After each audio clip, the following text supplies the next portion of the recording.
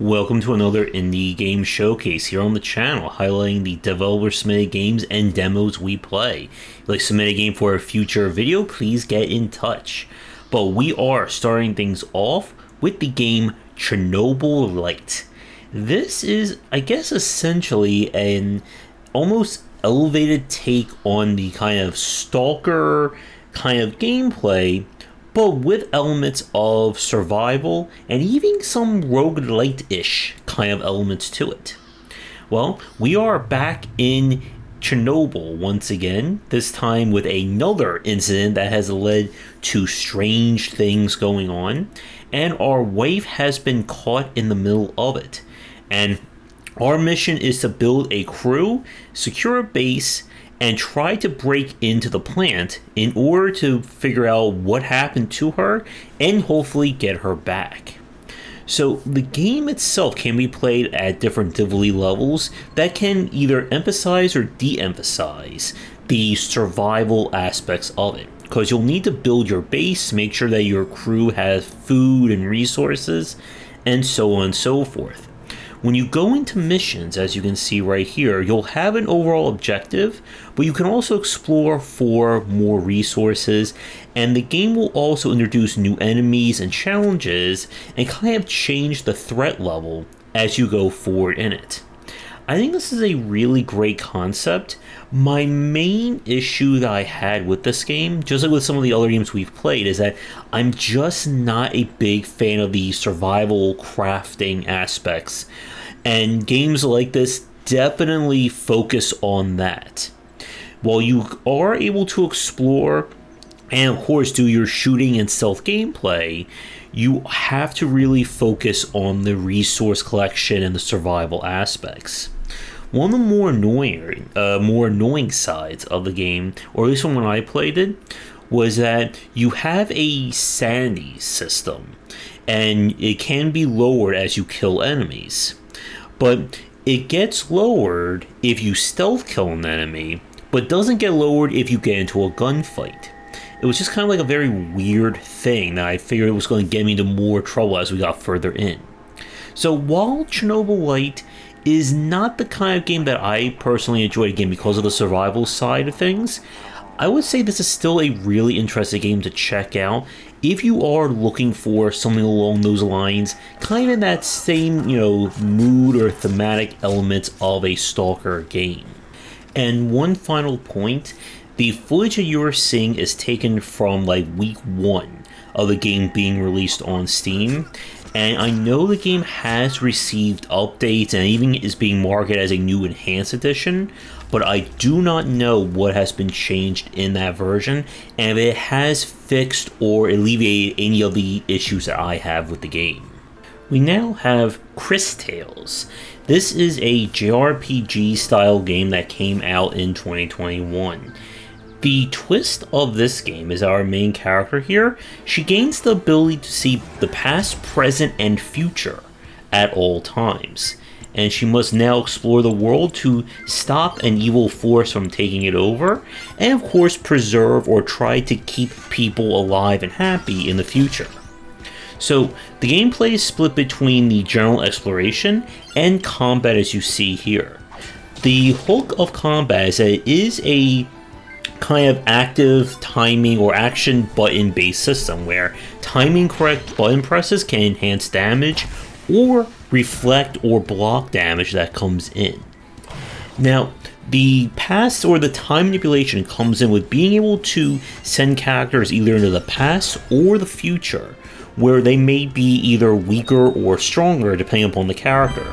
Sending a young character in the future may end up making them a powerful wizard, or sending someone who's already on the older side in the future may just make them frail and elderly and unable to fight. It's a very clever system, but the problem that Cristales has is that I don't think it really explores these systems in a way that keeps the game interesting. You're going to run into a ton of random encounters. I don't know if the game has been altered or patched since we played it, and the start of the game can be very rough, with healing items or the recovery tents costing more than actual equipment that you can buy for your characters. Now, There are different choices that you can make that will have some effects on the future. I don't know if there is a good or bad ending to the game, but you will get different party members, each with their own unique abilities and things along those lines. I think while the game certainly has charm to it, the general RPG mechanics just kind of got very frustrating. We played this for about, I think, like 2 hours or so on stream, and combat became very repetitive, as you really only have a few optimal ways of playing, and you really can't even use the time manipulation system to do like really clever stuff. Boss fights tend to be more on the puzzle variety, as you have to use your powers and specific ability combinations in order to actually do damage, and if you don't fight them that way, you're going to lose. All in all, I know the game has been out for quite a while, and like I said, I don't know if there have been any balance patches done to it. It's an interesting concept, but I just don't think it works, at least in terms of taking these different systems in a way that makes it feel like one cohesive design. For our next game, we have Death's Door. This is from the developers of Titan Souls, which was kind of a high challenging, almost like boss rush focused action game. And while Death's Door does keep the isometric perspective and look, it is more of a Zelda-like or action-adventure game. The story is that we play as a crow whose job it is to collect souls and ferry them to the underworld. But when his prey gets kidnapped and he is trapped in a realm where death no longer applies, it's up to him to figure out what's going on and bring death back to everyone. The story definitely has some charm to it, and I really like the aesthetics and art style of the game. The general gameplay again is action-adventure, as you're going to have to fight, slash, and use different armaments and abilities to make it through the game's worlds. Now, the game itself is linear, as you'll gain an upgrade or ability that will then move you to the next place. If you die, you return to your closest bonfire, I guess, analog here, and there are multiple secrets, rewards, and even a secret bonus ending for players who really want to explore everything. If you're hoping for elevated action-adventure or Zelda mechanics in Death's Door, the game doesn't really go that far. It just feels more like a very polished take on it, and you're kind of going to see everything the game has in store probably within the first 20 to 30 minutes of the play. So if that kind of gameplay doesn't interest you, you're not going to, I think, have an interest to stick it through all the way to the end. But the game certainly has charm to spare, and if you do like action-adventure games, definitely check this one out. So with that said, we're going to take a quick break, and when we come back, we have 3 more games to look at for this showcase. And if you'd like to read my thoughts on game design, then check out my game design books. For entry-level students, we have 20 essential games to study, and then the Game Design Deep Dive series that takes an extensive look at different genres, with free-to-play coming in 2022. For our next game, this is Triversal. This is a puzzle game where our challenge is we have to use different tethers to manipulate these kind of balls or objects into their respective slots. You can also collect bonus items, which are those triangles, that can be used to either get bonuses or, to boast how great you are at this game. So, the general gameplay again is very straightforward. As you use the tethers, you'll manipulate the ball there based on what it's connecting to and its distance. As you get to more advanced levels, there'll be different kinds of nodes introduced, and the game itself is, again, billed as more of a casual offering. So if you're hoping for an extended story, lots and lots of elements along those lines, you're not going to find that with Triversal. But I would say this is a really solid pick-up-and-play puzzle game. A great game to play if you're looking for something to do, or looking for a few minutes of a time killer as you go through the different puzzle packs. If you're, again, hoping for more advanced elements in terms of, growing these mechanics into different kinds of design, then this is not really the game for you. But if you are a casual puzzle fan, I would say definitely give this one a check. we go from a casual game to one not so much. This is the demo for the, I think, very well-named game, You Suck at Parking, which seems like an attack personally at me, I think. But this is kind of an action puzzle-ish kind of game where your job is to park.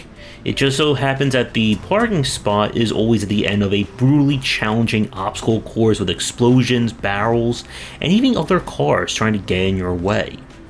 Your mission is to get to each spot, do it within the time period allowed, and move on to the next in this just crazy world of parking spots.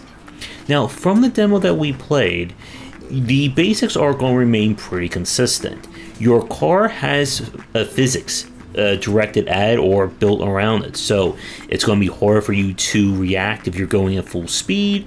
Jumps can be their own nightmare, especially depending upon the angle that you're going. All in all, this is again one of those games where the concept, you'll figure this one out very quickly.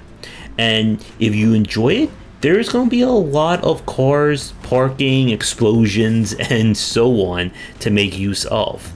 And this is one that I'm definitely interested in checking more out with when the game is released, I believe, hopefully in 2022.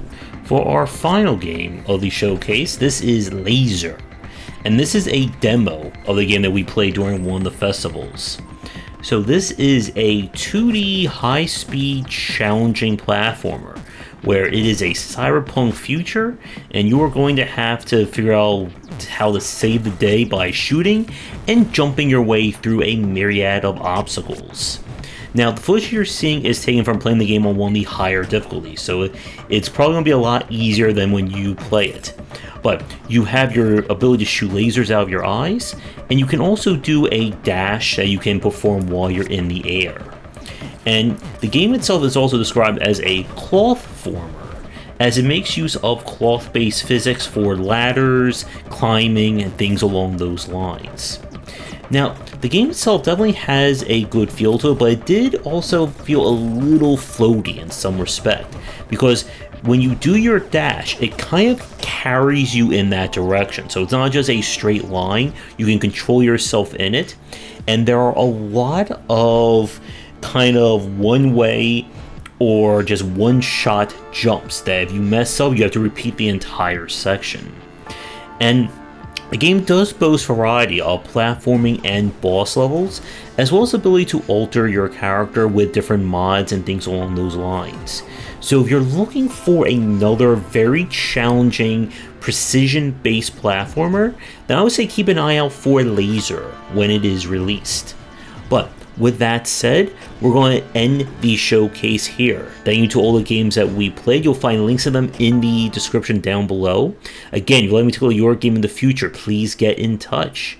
Check out our Discord and Patreon, and come back for daily discussions on game design here and on game wisdom, where we are in science of games.